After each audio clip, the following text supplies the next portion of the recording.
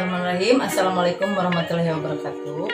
Perkenalkan, nama saya Riana Sunari, NIM 190300054. Di sini saya akan berbincang-bincang bersama teman-teman saya tentang keunggulan dan kekurangan homeschooling. Saya perkenalkan teman saya yang pertama bersama Bulan, Bu Ina, Bu Sasa. Alhamdulillah, terima kasih teman-teman yang udah hadir di sini ya. Baiklah, kita mulai perbincangan kita di sini. Oke, selamat menyaksikan. masih Bu, artinya homeschooling itu Homeschooling adalah sekolah yang berbasis keluarga. Home itu berarti sekolah. Ya, berarti homeschooling itu sekolah di rumah. Nah, itu juga bisa disebut sekolah informal karena dilakukan di rumah bersama keluarga, tidak seperti anak-anak kita yang berada di sekolah. Nah, itulah namanya homeschooling. Begitu, Bu. bulan homeschooling itu apa, Bu? Keunggulan homeschooling adalah waktu belajar yang fleksibilitas. Jadi orang tua dan anak bisa mengatur waktunya. Misalnya orang tuanya kerjanya sampai jam 12.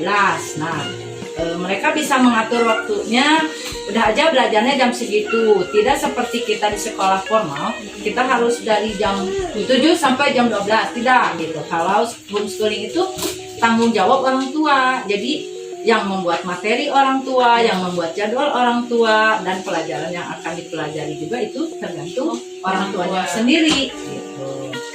Apakah perlu guru?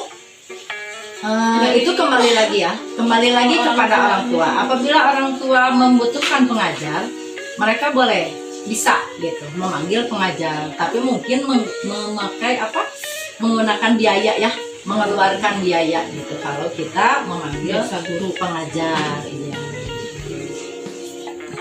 Untuk kekurangannya apa ya, Bu?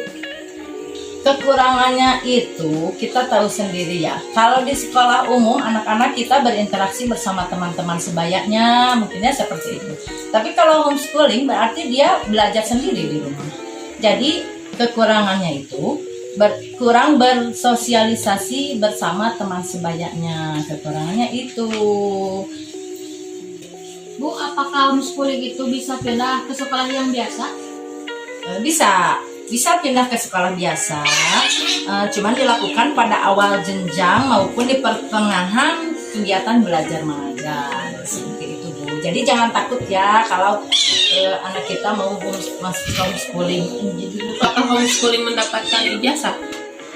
Tentu bisa.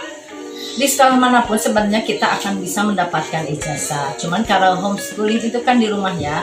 Jadi kita mencari alternatif untuk mendapatkan ijazah, kita daftar ke PKBM. Misalnya paket A untuk SD, paket B untuk SMP, dan paket C untuk tingkat SMA. Jadi sebelumnya kita antisipasi untuk mendaftarkan anak kita ke PKBM dulu. Jadi sama seperti mereka yang sekolah formal mendapatkan ijazah dan bisa dipakai juga untuk kuliah. Manfaatnya untuk anak yang homeschooling itu apa ya, Bu? Salah satu manfaat homeschooling adalah anak bisa mengembangkan bakat lebih leluasa, mengingat bahwa homeschooling adalah metode pembelajaran mandiri orang tua, dan anak bisa menentukan gaya belajar anak, termasuk topik, waktu, durasi, hingga metode pembelajaran. Itu diserahkan semua kepada orang tua. Nah, itulah manfaatnya.